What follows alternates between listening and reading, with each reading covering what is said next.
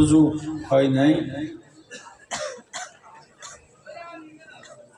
আমি দুই একটা কথা, যেহেতু আমার হযরত বাবাজান কেবলা রহমতুল্লাহ আলাইহির শানে এই মাহফিল, দিল্লি হইতে দিল্লি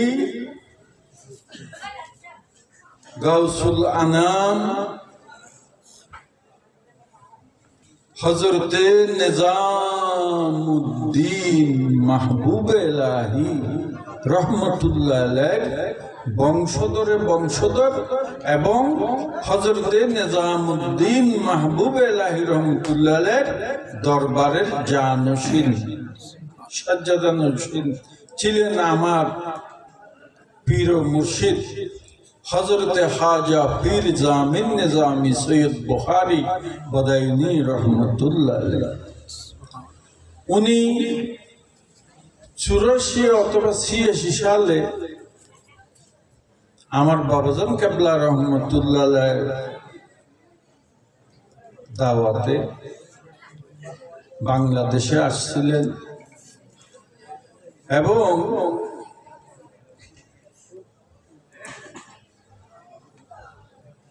আমাদের দরবারের সামনে ছোট যে রাস্তাটা, দরবারের দরজা বরাবর আমার হুজুরের গাড়িটা রাখছে। আমার বাবা বলে গেছিল, অনেকক্ষণ দাঁড়ায় ছিলেন, একটু ঘরের দিকে দরবার দিকে গেলেন, আমাদেরকে বলে গেলেন হুজুর আসলে নামতে দিও না, আমাকে ডাকবে। যাক, আমার বাবা আসলেন, গাড়ির দরজা খুললেন। আপনার পীরকে কিভাবে মুরিদে সম্মান করে, পীরের তাজিম কি জিনিস। আমার বাবাজান গাড়ি থেকে দোনো হাতে কোলে উঠে নিলেন আমাদের হুজুর কেবলাকে, দোনো হাতে কোলে নিয়ে আমার বাবার দরবার শরীফে নিয়ে বসালেন। তারপর ওইখানে মাহফিল করা হইল,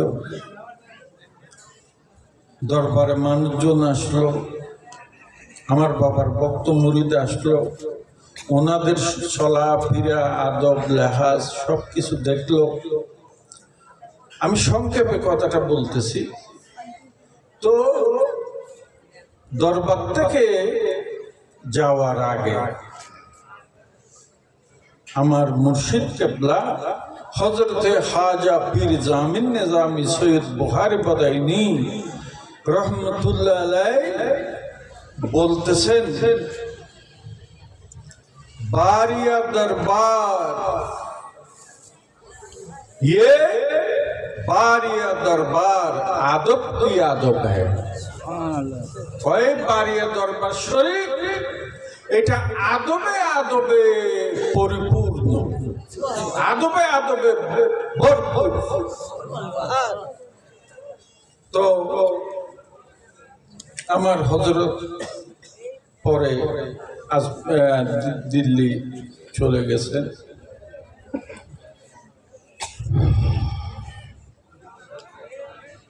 আমার বাবাজান কেবলা রহমতুল্লাহ আলাইহি সম্পর্কে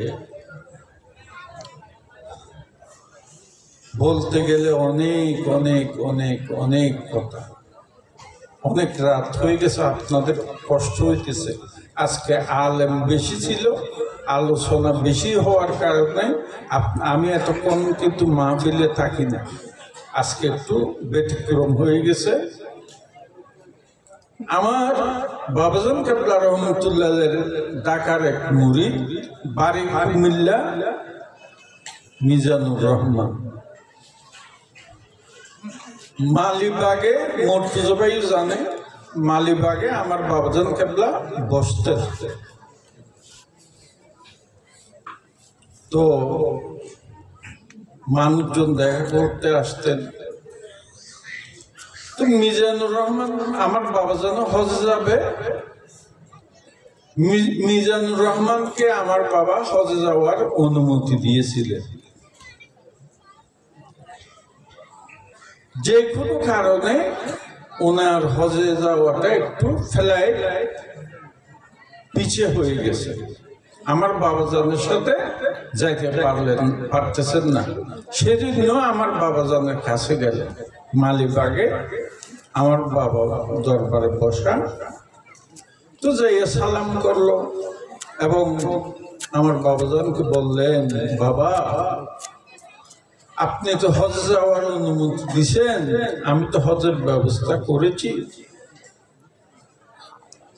কিন্তু এই কারণে আমার হজে যাওয়াটা একটু পিছিয়ে গেছে, ফ্লাইট একটু দেরিতে পড়ে গেছে, কয়েকদিন পরে যেতে হবে।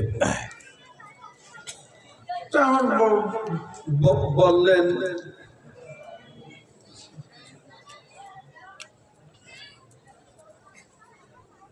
আমার বাবাজান বললেন, ঠিক আছে মিজান, কোনো অসুবিধা নেই, তুমি পরে আসো, আজকে আমার ফ্লাইট, আমি আল্লাহর নামে রওনা হয়ে যাব।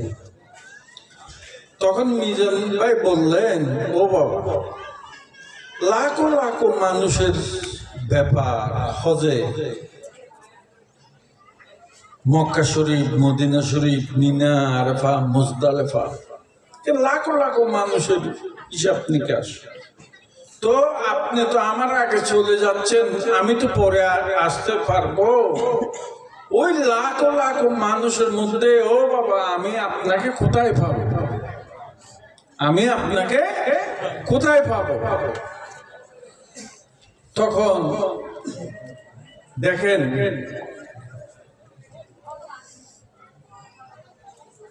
আমার নবী, অনেকে বলে গায়েব জানে না, নবীর কথা থাক, নবী সবচেয়ে বালা ও আলা।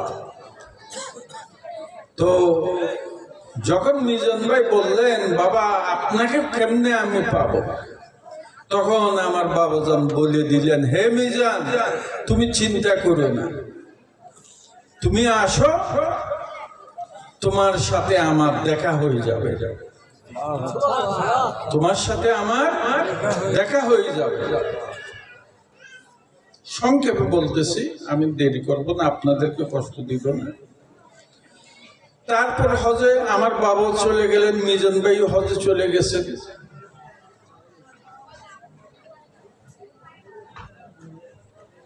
একদিন খানে কাবা শরীফ মিজান ভাই তোয়াফ করতেছে, লাখ লাখ মানুষের মধ্যে, মানুষের ভিড়ের মধ্যে নিজে চলতে কষ্ট হয়, এত মানুষ, ওই রকম মানুষের মধ্যে মিজান ভাই তোয়াফ করতেছে।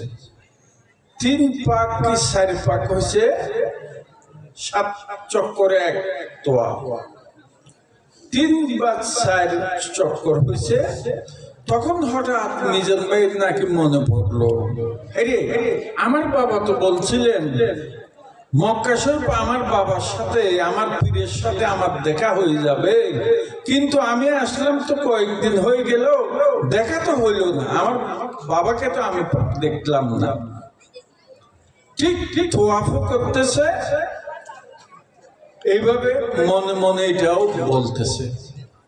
তো বলতে বলতে হঠাৎ তোয়াফ করতে করতে সামনের দিকে যখন তাকায়, খানে কাবা শরীফ যারা হজে গেছেন তারা দেখছেন, দেখা যাবে সবাই যেন এক নিয়মে, যেমন সবাইকে এক সমান মনে হয়। সামনের দিকে যখন মিজান ভাই তাকাইলো, হঠাৎ করে দেখতেছে আমার বাবাজান কেবলা রহমতুল্লাহ আলাইহি এই কাঁধ বরাবর, কাঁধের উপরে আমার বাবাজানকে সবার উপরে দেখা যাইতেছে। সবার উপরে যখন আমার বাবাজান কেবলা রহমতুল্লাহ আলাইহি মিজানুর রহমান দেখলেন, তারপরে অনেক কষ্ট করে উনি আগায় গেলেন, পরে আমার বাবার সাথে দেখা হয়ে গেল। তো আমার হযরত বাবুজান কেবলা রহমতুল্লাহ আলাইহ এইভাবে কেরামত বলে শেষ করা যাবে না। তিনি সেরকম একজন হাস্তি ছিলেন, যুগ শ্রেষ্ঠ একজন আল্লাহর ওলি ছিলেন। বাংলাদেশের অনেক ওলি বুজুর্গ আল্লাহওয়ালা, আল্লাহর ওলি আমার বাবুজান কেবলা রহমতুল্লাহ আলাইহিকে সম্মান করতেন। উনি ওই মুকামের ওলি ছিলেন। ওই মুকামের ওলির মুরিদ আমার ভাই সুফি মুর্তজা। তো আজকে এখানে জোরে বাজে বাড়ি, আমার বাবার মুরিদ তো আরো আছে, কিন্তু মুর্তজা ভাই এখানে এইভাবে আলিশান মাহফিল হওয়া কারণ কি? মুরিদ তো আরো আছে, তাদের এখানে এইভাবে হচ্ছে না। তো বিষয় হচ্ছে এটা, মুর্তজা ভাইয়ের কাজে কর্মে তাজিমে সম্মানে আদবে লেহাজে ভক্তিতে পীরের অনুসরণ অনুকরণ করে কর্ম করেছে। মুর্তজা ভাইয়ের পীর আমার বাবাজান কেবলা রহমতুল্লাহ আলাইহ মুর্তজা ভাইয়ের উপর সদয় হয়েছে। আল্লাহর ওলির নেগাহে করম, দোয়া দয়া নজর ফয়েজ তিনিকে দান করেছেন। ওই আল্লাহর ওলির নেগাহে করমের উসিলায় আল্লাহ পাক আজকে মুর্তজা ভাইয়ের এখানে এই হাল অবস্থা, এই রৌনক সৌন্দর্য আল্লাহ পাক বাড়িয়ে দরবার শরীফের সমস্ত আশেক প্রেম ভক্ত মুরিদদেরকে আল্লাহ পাক কবুল আর মঞ্জুর। আর যারা মোহাব্বত করে এতক্ষণ পর্যন্ত কষ্ট করে মাহফিলে বসে বসে আছেন, আল্লাহ তো দেখতেছে।